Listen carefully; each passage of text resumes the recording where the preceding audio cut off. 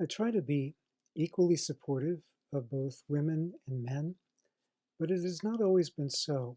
In fact, when I was in fifth grade, when I was about 10 years old, I noticed a pattern, and that is that, well, the girls were bigger than we were, and also the girls outnumbered us.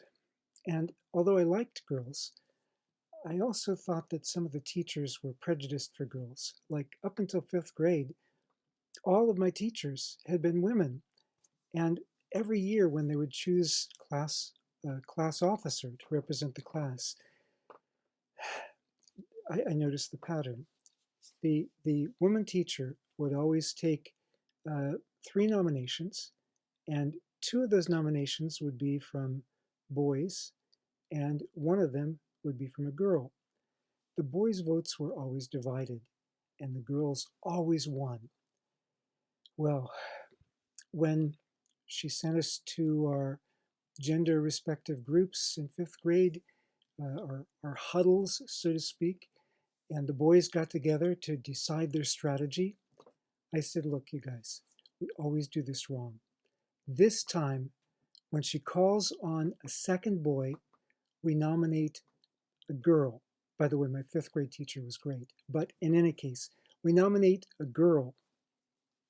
And so uh, I wasn't the most popular student for a number of good reasons. But anyway, uh, the boys were like, Keener, you're crazy. That's not going to work. The more boys you nominate, the more boys will win. I said, I'm afraid that's not the way it works. Just look at the math. And anyway, uh, well, as it happened, the teacher did call on a second boy for the nomination, and I was the boy. So just in case I was wrong, I did nominate the girl that I thought would be best for the position. And so, the girls liked me because they were like, whoa, he actually nominated a girl. And the boys liked me because they were in the secret, because for the first time in all of our years of elementary school, a boy won. Now, my point in telling the story is kind of the idea of divide and conquer. And that is that we can be more conquered and more easily when we are divided among ourselves. And that's why it's important to remember that as Christ's body, we're to be united. That doesn't mean we'll always agree on everything. In fact, there's quite a bit of disagreement among gender roles. I'm an egalitarian. Some of you will automatically think, that's terrible. And some of the rest of you will think, oh, that's great. I wasn't the most popular boy in fifth grade, and I'm still not the most popular person today either. But that's all right, because my point is, even when we don't agree on everything, we need to stand together in unity as brothers and sisters in Christ. We need to work for the common good. And so we have passages like 1 Corinthians 12:13. For in the one Spirit we were all baptized into one body, Jews or Greeks, slaves or free, and we were all made to drink from one Spirit. Or Galatians 3:28. There's no longer Jew nor Greek, there's no longer slave nor free, there's no longer male and female, for all of you are one in Christ Jesus.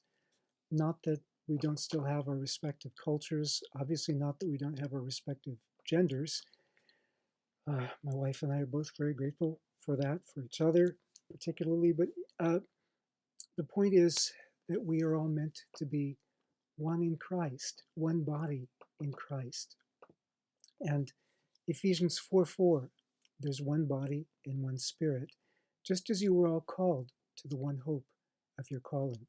Colossians 3:11, in that renewal, that new creation, the new Adam, there's no longer Greek and Jew, circumcised and uncircumcised, barbarian, Scythian, slave and free, but Christ is all and in all, meaning what matters is Christ who unites us.